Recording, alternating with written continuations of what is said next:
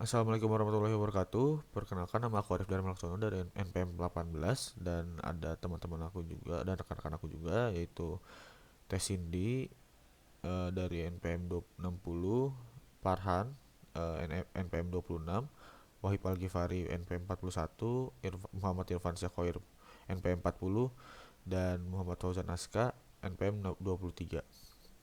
Di sini kami akan menjelaskan tentang minor bodies of the solar system. Mungkin selanjutnya akan dijelaskan oleh Kang Farhan. Silakan Kang Farhan. Untuk poin yang pertama adalah Pluto dan Charon. Baik, di sini saya akan menjelaskan tentang Pluto. Kita ketahui bahwa Pluto dulunya hanya sebagai benda soliter kekuningan samar dalam orbit yang tidak biasa di luar Neptunus. Namun sekarang, Pluto sendiri dikenal sebagai dunia yang dinamis dengan kompleksitas permukaan yang signifikan, sejarah orbit yang rumit, dan populasi besar dari kelompok yang lebih kecil. Kumpulan pengetahuan tentang Pluto dan satelitnya Charon pada tahun 1995 ini disusun menjadi sebuah buku yang berisi serangkaian ulasan.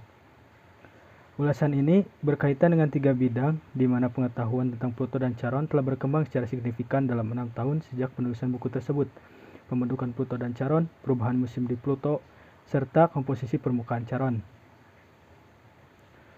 Pluto masuk ke dalam galaksi Milky Way. Pluto mempunyai ukuran paling kecil dibandingkan 8 planet yang sudah kita pelajari. Bahkan ukuran Pluto lebih kecil dibandingkan dengan satelit alam, planet yang berjarak 5.900.000 km dari Matahari. Ini mempunyai diameter 2.274 km. Untuk sekali rotasi, Pluto memerlukan waktu selama 6 hari 9 jam. Waktu yang diperlukan untuk mengelilingi Matahari adalah 248 tahun bumi. Banyak hal yang belum diketahui tentang Pluto. Bahkan, menggunakan teleskop yang kuat sekalipun, suhu di permukaan Pluto sekitar -210 sampai -230 derajat Celcius. Data ini menunjukkan bahwa permukaan Pluto sangat dingin dan beku. Permukaan Pluto ini ditutupi oleh gas-gas yang membeku, sedangkan komposisi Pluto sendiri belum diketahui dengan pasti. Tapi dari kerapatannya dapat diperkirakan mungkin Pluto merupakan campuran 70% batuan serta 30% es. Ada yang unik tentang Pluto ini. Selama 20 tahun mengelilingi Matahari, orbit Pluto memotong orbit Neptunus. Keadaan ini menyebabkan Neptunus menjadi planet terjauh dan Pluto menjadi planet ke-8. Peristiwa ini pernah terjadi pada Februari 1979 sampai Februari 1999. Untuk orbitnya sendiri dapat kita lihat pada slide 5. Kemudian, permukaan Pluto dapat memantulkan cahaya dengan baik. Kemampuan ini ada karena penyusun utama permukaan Pluto adalah gas nitrogen. Selain itu, permukaan Pluto juga disusun oleh karbon monoksida, etana, dan metana. Susunan permukaan gelap Pluto belum diketahui, tetapi mungkin terdiri dari materi-materi organik kuno atau hasil reaksi fotokimia yang disebabkan oleh sinar kosmik. Pada posisi terjauh dari matahari, gas yang menyusun permukaan Pluto membeku. Ketika Pluto berada pada posisi terdekat dengan matahari, gas penyusun itu menguap dan membentuk atmosfer sementara. Demikian yang dapat saya sampaikan. Selanjutnya dapat disampaikan oleh rekan saya. Terima kasih. Selanjutnya itu adalah Charon. Pluto mempunyai sebuah satelit alam, di mana satelit alam Pluto ini ditemukan oleh Jim Christie pada tahun 1978 dan dinamakan Charon. Yang unik dari Charon ini yaitu diameternya setengah diameter Pluto. Satelit alam lain dalam sistem tata surya tidak ada yang memiliki perbandingan seperti Pluto dan Charon. Charon memiliki kecepatan rotasi yang hampir sama dengan Pluto. Ini menyebabkan Charon terlihat seperti terpaku di langit Pluto. Permukaan Charon diperkirakan terdiri dari es dan air. Pada 2015, pesawat ruang angkasa New Horizons terbang melewati Pluto dan 4 bulannya. Mengungkapkan permukaan benda-benda ini untuk pertama kalinya, permukaan Charon menampilkan kawah, fitur tektonik termasuk cas mata besar, fitur terangkat yang ditafsirkan sebagai pegunungan, dan bukti pelapisan kembali dari aliran kental, mungkin cryovolcanic.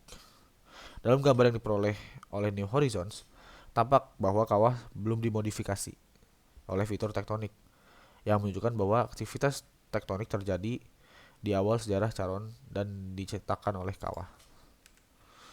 Selanjutnya, orbit Charon saat ini melingkar dan terkunci pasang surut ke Pluto, sehingga hampir pasti mengalami evolusi orbital yang signifikan.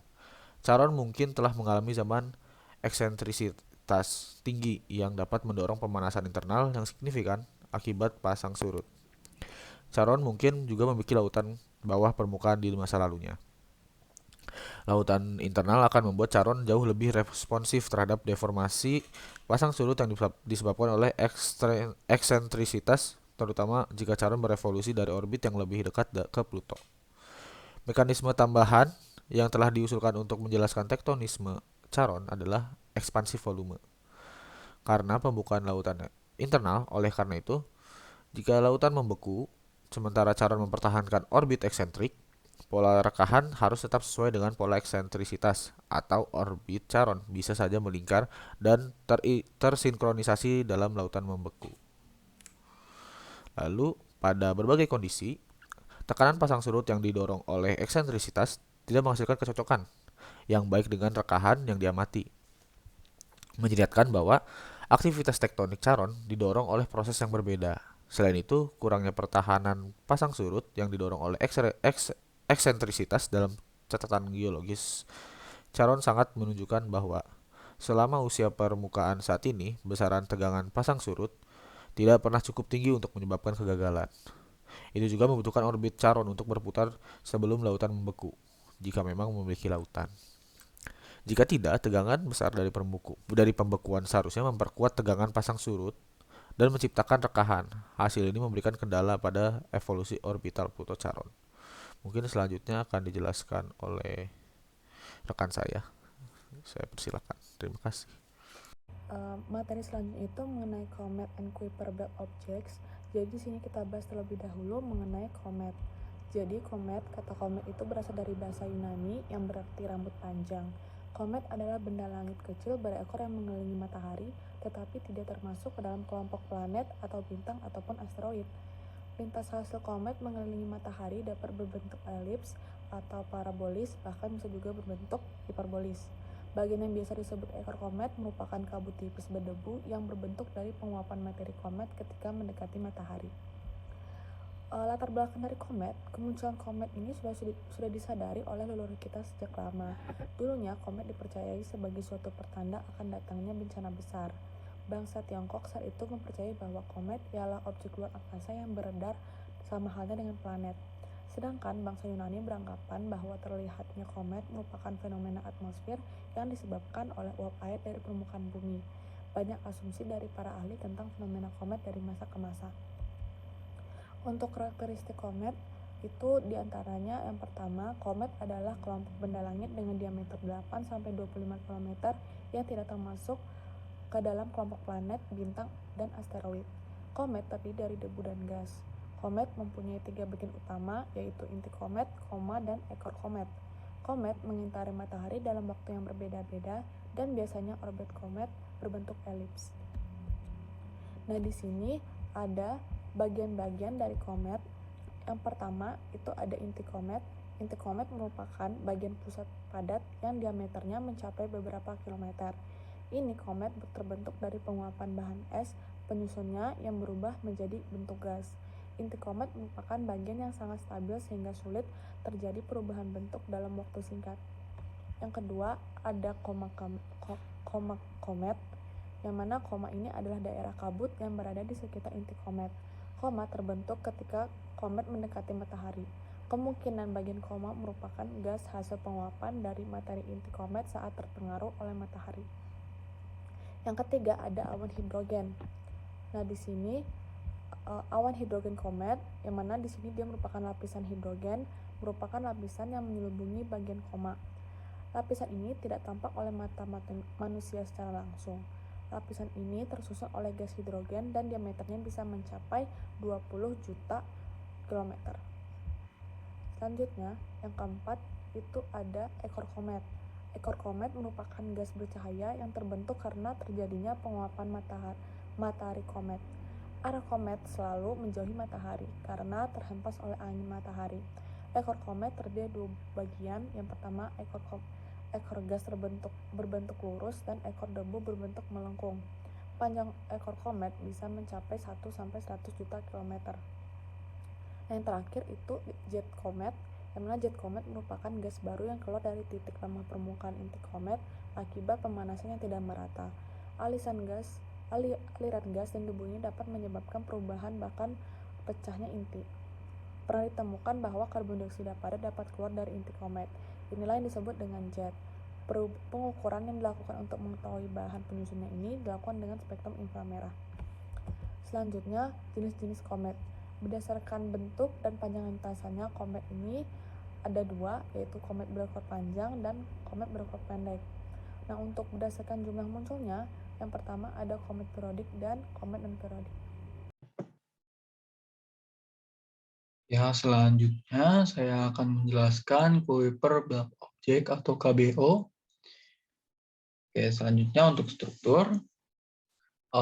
Jadi di sabuk klasik itu objek sabuk Kuiper klasik atau QB1O itu merupakan sebuah objek sabuk Kuiper bereksentritas rendah yang mengorbit di luar Neptunus dan tidak dikendalikan oleh sebuah resonansi orbit dengan Neptunus. Lalu struktur yang kedua ada resonansi. Jadi dalam dunia astronomi, TNO dalam resonansi orbit gerak rata-rata dengan Neptunus. Periode orbit objek resonansi berada dalam hubungan bilangan bulat sederhana dengan periode Neptunus, misal 1:2 atau 2:3 dan lain-lain. Lalu untuk struktur yang ketiga ada Kuiper clip atau jurang Kuiper, di mana resonansi 1:2 pada 47,8 astronomi universal tampaknya merupakan tepian yang hanya diketahui beberapa objek saja. Tidak jelas apakah itu sebenarnya tepi luar sabuk klasik atau hanya awal dari celah yang lebar. Objek telah terdeteksi pada resonansi 2:5 di sekitar 55 AU. Lalu selanjutnya ada Kuiper Belt Object terbesar. Yang pertama ada Pluto.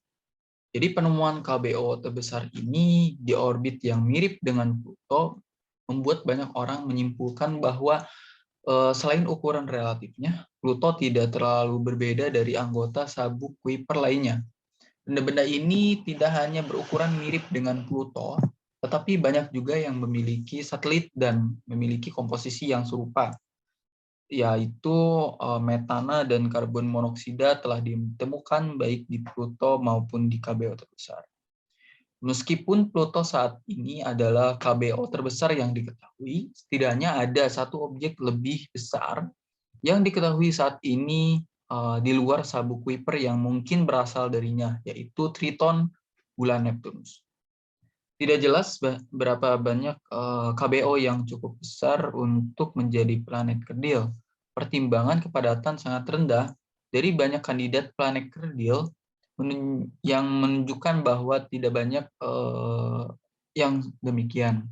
Orcus, Pluto, Haumea, Quar, dan Makemake diterima oleh sebagian besar astronom. Beberapa telah mengusulkan badan lain seperti Salacia 2002 2002 MS4, 2002 AW197 dan Ixion. Lalu selanjutnya ada satelit. 6 TNO terbesar yaitu Eris, Pluto, Gonggong, Makemake, Haumea, dan Quar diketahui memiliki satelit dan 2 diantaranya memiliki lebih dari 1. Presentasi yang lebih tinggi dari KBO yang lebih besar memiliki satelit daripada objek yang lebih kecil di sabuk Kuiper, menunjukkan bahwa mekanisme pembentukan yang berbeda bertanggung jawab. Ada juga sebagian sejumlah besar biner atau 2 benda yang masanya cukup dekat untuk mengorbit satu sama lain sabuk Kuiper. Contoh yang paling menonjol adalah biner Pluto-Charon, tetapi diperkirakan sekitar 11% dari KBO ada dalam biner. Lalu yang terakhir ada TNO atau Trans-Neptunian Orbit, atau disebut dengan objek Trans-Neptunus. Itu merupakan objek di tata surya yang jaraknya lebih jauh daripada planet Neptunus. Orbit dari sebagian atau seluruh TNO biasanya melewati orbit Neptunus. Sabuk Kuiper dan awan Oort atau awan komet berbentuk bulat adalah nama untuk subbagian dari ruang tersebut. Pluto dan bulannya. Charon adalah objek dari TNO. TNO pertama kali ditemukan oleh Pluto pada tanggal 18 Februari 1930. Ada sekitar lebih dari 1.000 TNO yang ditemukan selama 60 tahun terakhir dengan orbit, komposisi, dan ukuran yang bervariasi. TNO yang berjarak lebih dari 150 satuan astronomi dan perihelion yang berjarak lebih dari 30 satuan astronomi dinamakan Extreme Transneptunian Object atau ETNO. Pada gambar di atas, yang mungkin yang di samping, itu merupakan 10 TNO terbesar yang diketahui. Salah satunya adalah Pluto, yang merupakan salah satu dari Kuiper Belt Object atau objek sabuk Kuiper. Ya, cukup sekian dari saya. Terima kasih. Bagian yang selanjutnya adalah asteroid. Asteroid merupakan kumpulan benda-benda langit yang jumlahnya ada jutaan, yang menggerombol membentuk sebuah sabuk raksasa. Gerombolan asteroid yang membentuk sebuah sabuk ini berada di antara planet Mars dan Jupiter.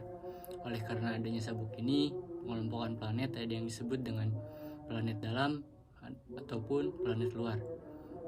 Adapun planet dalam adalah planet yang berada di antara matahari hingga sabuk asteroid ini, seperti Merkurius, Venus, Bumi, dan Mars.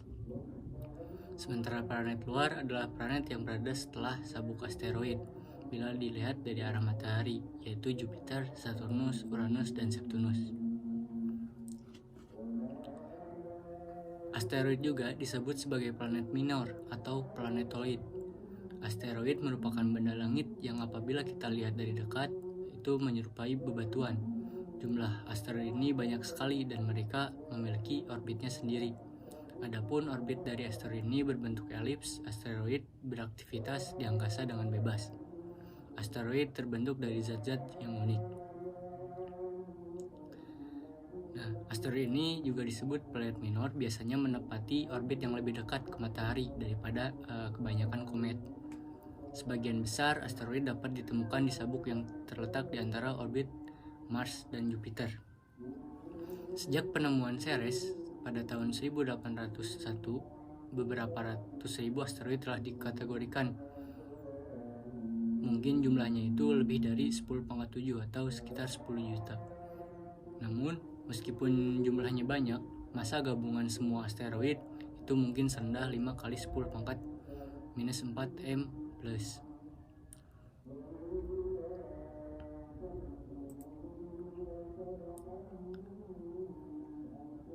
Lalu ada distribusi di sabuk asteroid itu tidak sepenuhnya seragam atau bahkan bervariasi secara halus dengan jarak matahari. Ini disebut pada celah Kirwan.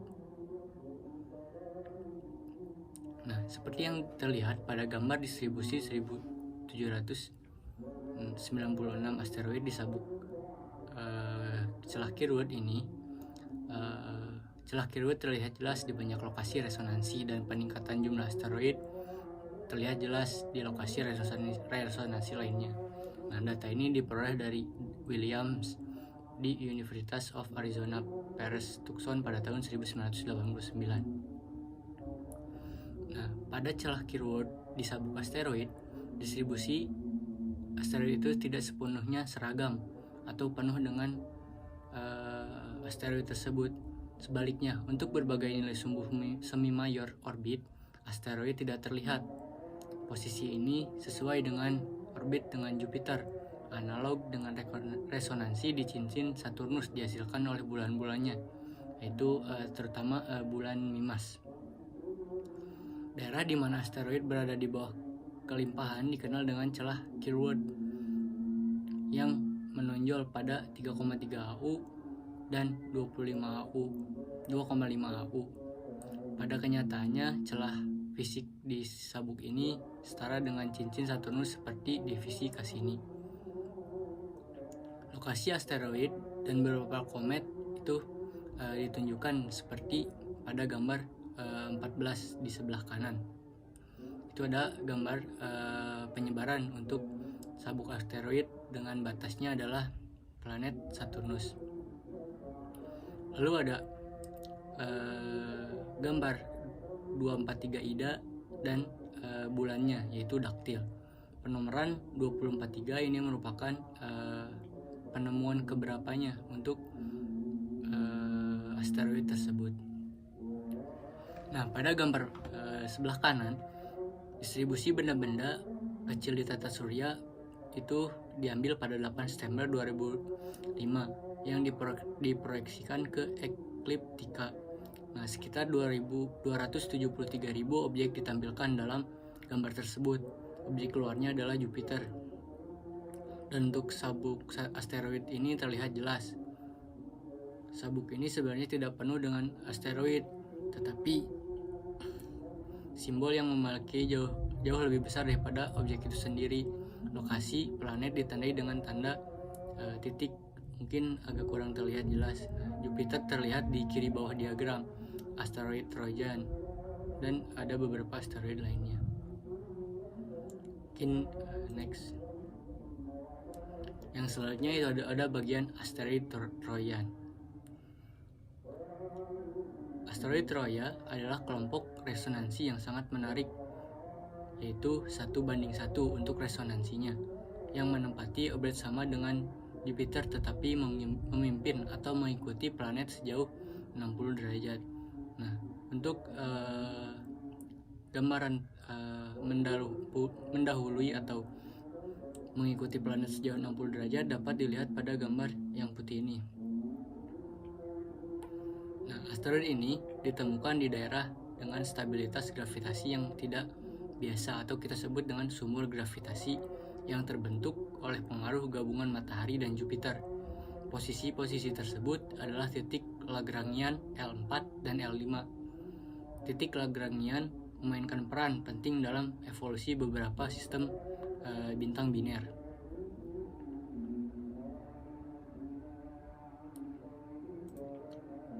Yang selanjutnya ada keluarga Amor, Apollos, dan Athens. Kelompok asteroid ini khusus adalah asteroid yang mengorbit di antara planet terestrial.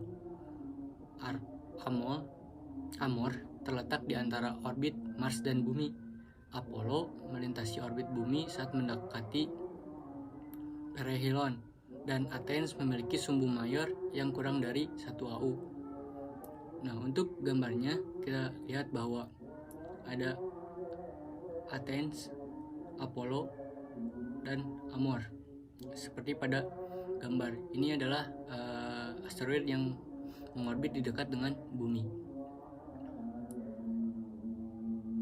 Tampaknya banyak dari objek-objek ini mungkin merupakan asteroid sabuk utama pada zaman dahulu. Tetapi gangguan dengan Jupiter mengubah orientasi orbitnya mendekati Bumi.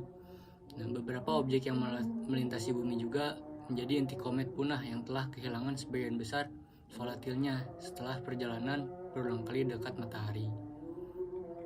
Nah, sebenarnya ini merupakan asteroid dengan di sabuk utama dahulunya. Tetapi karena gangguan dengan Jupiter mengubah orientasi orbitnya menjadi mendekat ke Bumi. Seperti itu. Yang selanjutnya adalah keluarga Hiramaya. Pada tahun 1918, astronom Jepang Kyogotsu Hiramaya menunjukkan asosiasi asteroid atau kumpulan asteroid yang menempati orbit yang hampir identik. Saat ini lebih dari 100 keluarga Hiramaya telah ditemukan. Diyakini bahwa setiap keluarga pernah mempunyai atau menjadi asteroid tunggal yang lebih besar yang mengalami tabrakan yang dahsyat sehingga menjadi sekumpulan bebatuan kecil. Nah, dengan kecepatan tumbukan itu bisa mencapai 5 km per second. Untuk energi yang tersedia jika lebih cukup untuk menghancurkan batu dan menyebabkan kepingan asteroid ini terlepas. Jika energi tumbukan tidak cukup, hanya sebagian permukaan yang lepas. Satu atau setelah patah, gravitasi sendiri dari puing-puing dapat menyebabkan asteroid kembali terbentuk sebagai tumpukan puing. Nah, keluarga Hiramaya ini terbentuk akibat benturan yang dahsyat antara asteroid ini sehingga menjadi puing-puing kecil. Yang selanjutnya adalah bertemu dengan asteroid atau penemuan asteroid.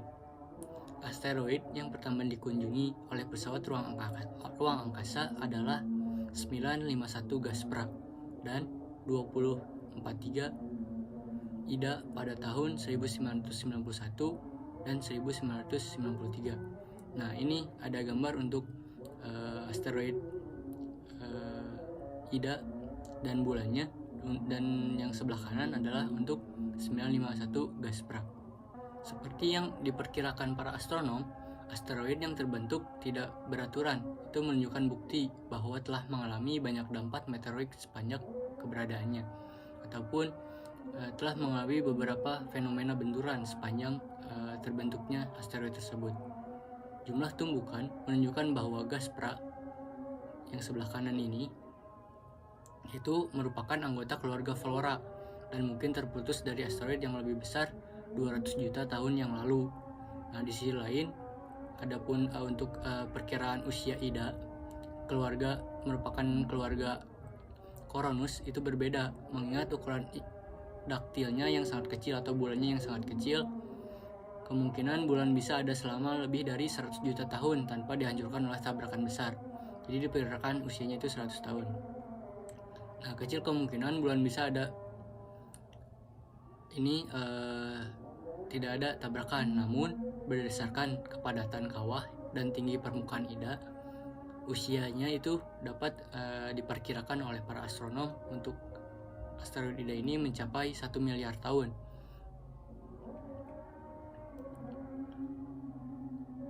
Lalu meskipun jumlah kerapatan asteroid di sabuk sangat rendah, frekuensi tabrakan diharapkan sedemikian rupa sehingga sangat sedikit yang cukup beruntung untuk menghindari dampak besar sejarah tata surya. Nah, dengan ditemukannya daktil yang mengorbit pada Ida atau bulannya Ida, dimungkinkan memperkirakan masa Ida dari hukum ketiga Kepler ini, yaitu sekitar terbang relatif 12,4 km per second, dan lintasan pesawat angkasa itu terhadap orbit daktil, sudut antara lintasan dan orbitnya sekitar 8 derajat. Hasilnya menunjukkan bahwa masa Ida itu kira-kira 3 sampai 4 kali 10 pangkat 16 kg, dan kepadatan rata-ratanya antara 200 dan 2200 dan 2900 kg per meter kubik.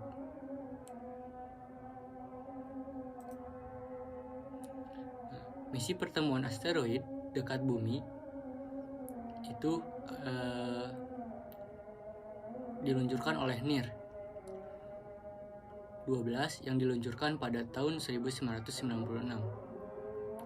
Dalam perjalanannya ke tujuan akhir, yaitu 433 Eros, NIR atau misi pesawat ruang angkasa ini melakukan terbang lintasan, yaitu 10 km per second dari 253 Matilda. Berdasarkan gangguan gravitasi Matilda di pesawat ruang angkasa, ditentukan bahwa kepadatan rata-rata asteroid itu hanya 1300 kg per meter kubik, yang menunjukkan bahwa asteroid ini kemungkinan merupakan tumpukan puing yang sangat berat yang telah pecah oleh beberapa tabrakan dan hanya secara longgar dipasang kembali oleh gravitasinya sendiri. Ketika pesawat angkasa NIR ini tiba di 433 Eros pada 14 Februari tahun 2000, pesawat tersebut memasuki orbit di sekitar asteroid dan memulai studi selama setahun terhadap objek tersebut. Nah, seperti yang ditunjukkan pada gambar di samping ini merupakan kawah dari 433 Eros, dan ini bentuk 433 Erosnya.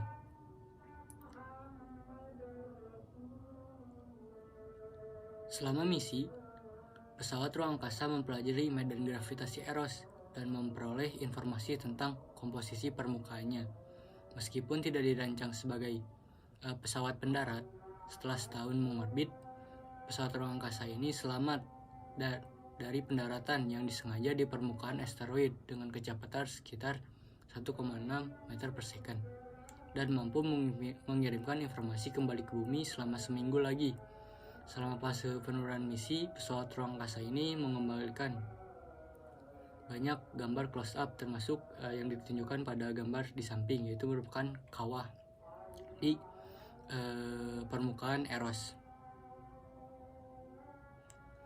Pengukuran yang diperoleh secara misi menunjukkan bahwa kepadatan Eros adalah sekitar 2.670 kg per meter kubik, yang memungkinkan bahwa asteroid ini telah retak tetapi tidak sampai menjadi tumpukan seperti Matilda. Interior Eros ini tampaknya memiliki porositas sekitar 225% ataupun lebih dari pengukuran radioaktivitas dan dari pengukuran spektroskopi sinar gamma. Tampak bahwa Eros mengandung zat-zat tertentu seperti K, TH, U, Fe, O, Si, dan Mg. Nah, gambar ini merupakan gambar yang pertama. Yang sebelah kiri merupakan komposit dari dua belahan 433 Eros yang diamati pada sekitar asteroid. Nah, Eros sangat tertutup dengan regolit dan menunjukkan bahwa kawah yang signifikan.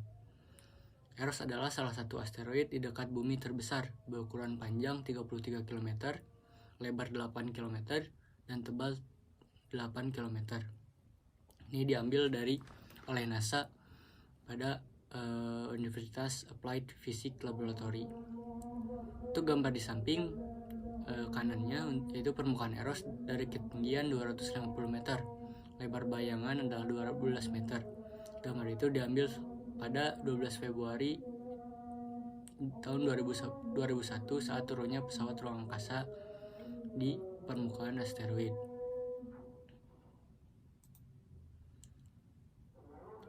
Lalu ada gambar 18 yaitu spektrum sinar gamma 433 Eros yang diperoleh oleh pesawat ruang angkasa setelah mendarat di permukaan asteroid. Dua buah detektor sinar gamma yang berbeda memperoleh dua spektrum yang ditunjukkan. Itu merupakan pengambilan sinar gamma pada 43 Eros untuk mendeteksi bahwa Eros itu memiliki porositas sekitar 25% atau lebih dan pengukuran terhadap kandungan apa saja yang terletak di asteroid Eros ini, yaitu seperti K, TH, U, Fe, O, Si, dan Mg. Nah, untuk gambar 19 sebelah kanannya merupakan gambar distribusi jenis asteroid utama dari jejak matahari yang akan saya jelaskan nanti untuk jenis-jenis asteroidnya. Gambar ini diambil oleh Binzel, Grahel, dan Matthew pada saat studinya di University of Arizona Press di Tucson pada tahun 1989. Nah, masuk kepada tipe-tipe asteroid atau jenis asteroid. Pada tahun 1930-an, para astronom pertama kali menyadari bahwa asteroid memiliki warna yang bervariasi. Dengan mengamati spektrum sinar matahari yang dipantulkan, dimungkinkan untuk mengidentifikasi pita serapan yang memberikan informasi penting tentang komposisi permukaan benda-benda tersebut. Informasi juga dapat diperoleh dengan mempelajari albedo mereka. Komposisi asteroid sekarang diketahui itu sangat bervariasi, tetapi ada kecenderungan umum seiring dengan bertambahnya jarak dari matahari, yaitu seperti yang diperlihat pada gambar sebelumnya. Untuk yang pertama, itu ada asteroid tipe S, berada di dalam sabuk, yaitu sekitar 2-3,5 SA, dan membentuk kira-kira 1/6 dari semua asteroid yang telah ditemukan. Permukaannya didominasi oleh campuran silikat yang kaya akan besi ataupun magnesium, bersama dengan besi, nikel, logam murni. Asteroid tipe S ini cenderung memiliki kelimpahan volatil yang rendah. Tampaknya ini berwarna agak kemerahan dan memiliki albedo sedang, yaitu sekitar 0,1 hingga 0,2. Gaspra, Ida, dan Eros adalah contoh dari asteroid tipe S. Yang selanjutnya ada tipe yang kedua, yaitu asteroid tipe M. Asteroid ini sangat kaya akan logam dengan spektrum serapan yang didominasi oleh besi dan nikel. Mereka tampak berwarna merah dan memiliki albedo yang sedang, yaitu antara 0,1 sampai 0,18. Tipe M ini lebih disukai atau terletak di bagian sabuk di dalam sabuk, yaitu di antara tipe S sekitar 2 sampai 3,5 AU. Yang ketiga adalah tipe C. Asteroid tipe C ini mungkin merupakan 3/4 dari semua planet minor. Objek-objek ini sebagian besar terletak di dekat 3 AU. Jaraknya antara sekitar 3 AU, tetapi dapat ditemukan di seluruh sabuk utama, yaitu pada 2 sampai 4 AU. Asteroid ini sangatlah gelap dengan albedo kisarannya 0,03 sampai 0,07, dan asteroid ini tampaknya kaya akan bahan karbon. 2/3 dari tipe C mengandung sejumlah besar volatil, yaitu terutama air. Matilda adalah contoh dari asteroid tipe C. Yang keempat adalah asteroid tipe P. Asteroid tipe P terletak di dekat tepi luar sabuk utama dan terletak di luarnya juga, yaitu antara 3 sampai 5 AU. Asteroid ini memuncak pada populasi di dekat 4 SA. Mereka memiliki penampilan yang agak berwarna kemerahan dan albedonya itu rendah, sekitar 0,02 sampai 0,06. Permukaan asteroid tipe P ini mungkin mengandung banyak sekali senyawa organik purba yang juga ada pada seperti di komet. Yang selanjutnya adalah asteroid tipe D. Yang kelima, asteroid tipe D ini sangat mirip dengan tipe P, kecuali mereka memiliki tampilan yang lebih merah dan terletak lebih jauh dari matahari. Asteroid Trojan didominasi oleh tipe D. Beberapa bulan Jupiter yang lebih kecil juga menunjukkan spektrum mirip dengan asteroid tipe D ini.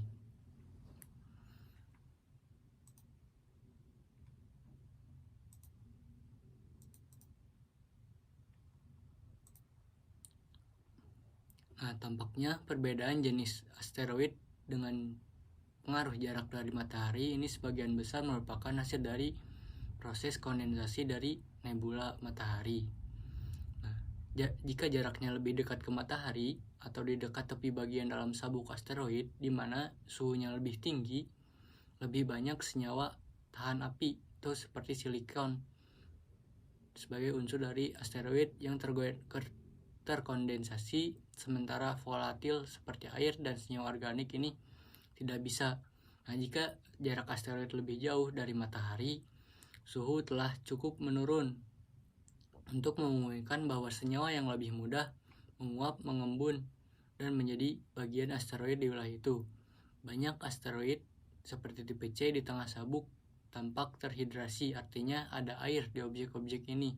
Sedangkan tipe P dan tipe D yang lebih jauh mungkin mengandung es atau air, seperti kebanyakan bulan di planet ataupun di tata surya. Menariknya, ada satu asteroid yaitu 1 Ceres pada jarak 2,77 AU dari matahari dan merupakan asteroid terbesar di sabuk, tampak hampir bulat dan mungkin memiliki mantel berupa air ataupun es. Terbukti sebagian besar planet kecil di bagian dalam sabuk atau sebelum kita sebut pada daerah planet dalam telah mengalami pemisahan gravitasi yang signifikan selama hidup mereka, termasuk sebagian besar atau semua asteroid tipe S. Lalu ada tipe M yang tidak biasa dan sangat kaya akan logam. ini juga telah sangat diubah oleh evolusi sejak pembentukannya. Secara umum, diyakini bahwa tipe M mewakili inti asteroid induk yang jauh lebih besar, yang menjadi terdiferensiasi secara kimiawi dan kemudian dihancurkan oleh tabrakan yang dahsyat.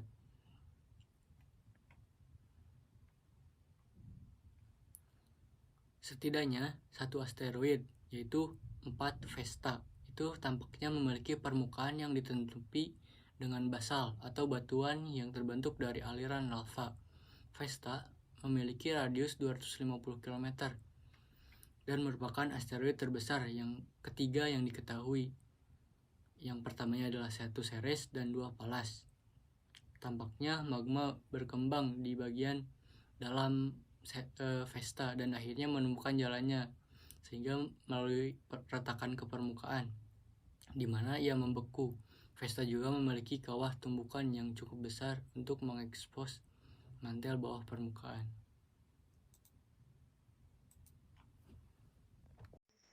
Poin selanjutnya yaitu meteorit. Apa sih meteorit itu?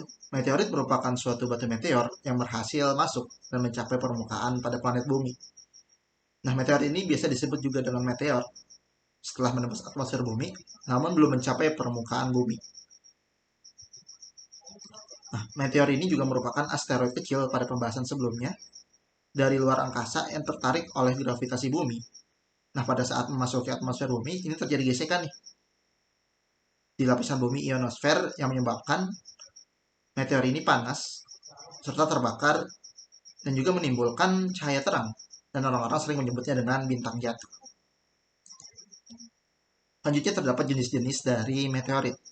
Yang pertama ada meteorit besi, yaitu meteor yang tersusun dari besi sesuai dengan namanya. Meteor ini ditemukan sebanyak 4,8% dari seluruhan meteorit yang telah atau sudah pernah ditemukan di dunia ini.